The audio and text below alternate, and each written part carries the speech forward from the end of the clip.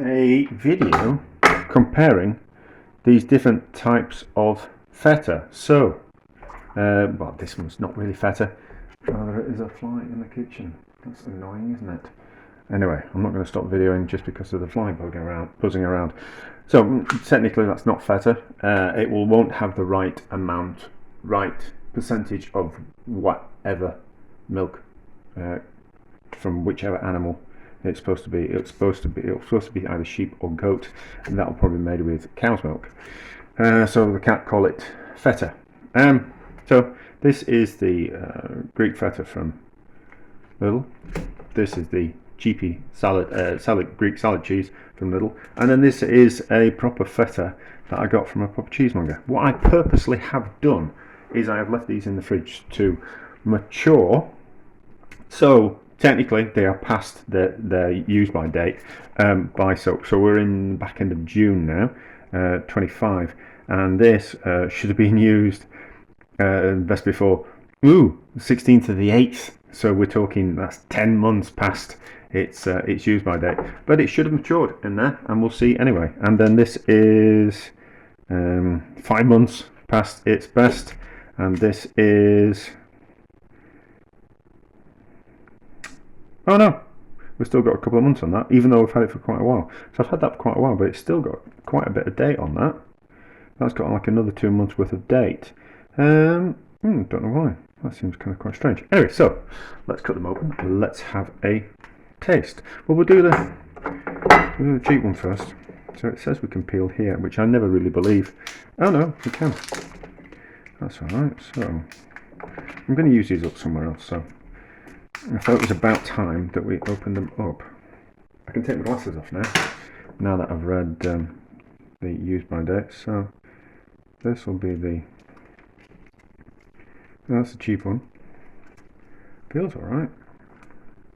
Feels alright. It's certainly worth, if you're going to buy these cheeses, it's certainly worth buying them and then sticking them in the bottom of the fridge to give them a little bit of extra maturity. As you can see, like I've got these for far too much longer than they should have been, and they are absolutely fine.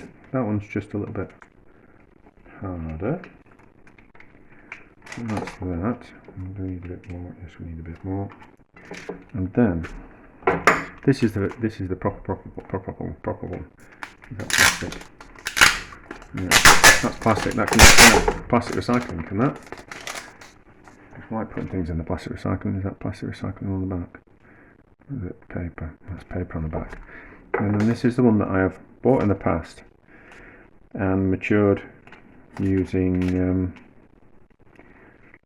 ash, so either vegetable ash or the ash from some wild garlic. And it turned mixed results, and we have just matured some feta normally anyway. I've taken it out of the packaging and then repackaged it, and it improves. So if you can resist eating it, and you can take it out of the package and put it in an airtight container for a little while, it gets better with age. So you can buy a relatively cheap feta, and as long as you don't eat it, leave it in the fridge for a couple of months, it improves the flavour. So cheap stuff first. How's it taste? It's lost that chalkiness that you get with young or cheap feta. That's alright. So how this is proper Greek feta from Lidl. How does this one taste in a comparison?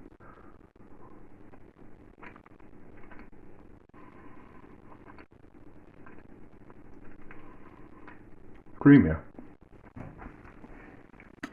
and there's more depth of flavour. So side by side, you can definitely tell the difference. I wouldn't necessarily say that if you ate one day and one the next, you'd be able to differentiate that much, but there certainly is a difference. There certainly is a difference in flavour.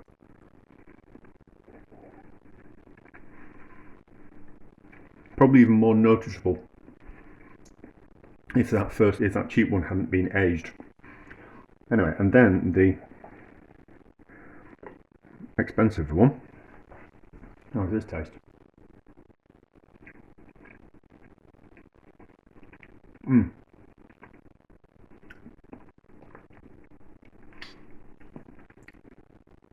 Much nicer again. I don't know how much of that is to do with the aging process, that they are well past their best by date, but I don't really believe in a lot of those best by dates or sell by dates. Certainly when it comes to things like cheese. Oh, what are my thoughts? I think there's quite a lot of snobbery in cheap versus expensive food items. Quite a bit of snobbery. And as long as you use things in the correct way, I think you can get away with cheaper ingredients. And certainly buying cheap feta and maturing it yourself certainly saves you money. It takes up space in the fridge, it's hanging around, and it's money tied up. So if you are, even if it's, how much are they're about 80p for one of those boxes of the cheap ones.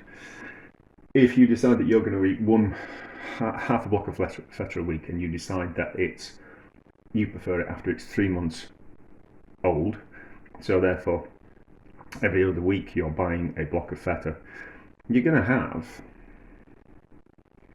maybe 10 quid's worth of cheese in the fridge that's tied up in the fridge that you're not using, and that's £10 that you haven't got in your pocket, as opposed to going out once every 2 weeks and buying yourself a block of feta.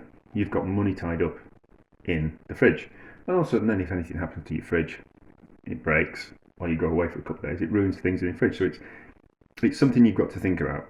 You know, potentially you might lose that money, but you are going to get a better product. So keeping things and maturing themselves is a good thing, a good way of maturing something and getting a better product for less money. But you are tying your money up. You can't do anything else with that £10 that's in the fridge. And for a lot of people, that £10 is important. So if you can afford to waste that, not waste, if you can afford that you don't need that £10 tied up in cheese in the fridge, then maturing your own cheese is a good idea. And it's certainly a way around buying less expensive cheese. But is there a huge amount of difference between those? Not a massive amount of difference. But noticeable when you put them side by side. But still.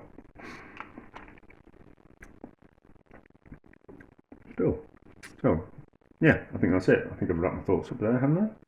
Yeah. Worth doing if you've got the fridge space and the time and the extra bit of cash. Or you just buy yourself a bit more of an expensive feta. There we go. A success.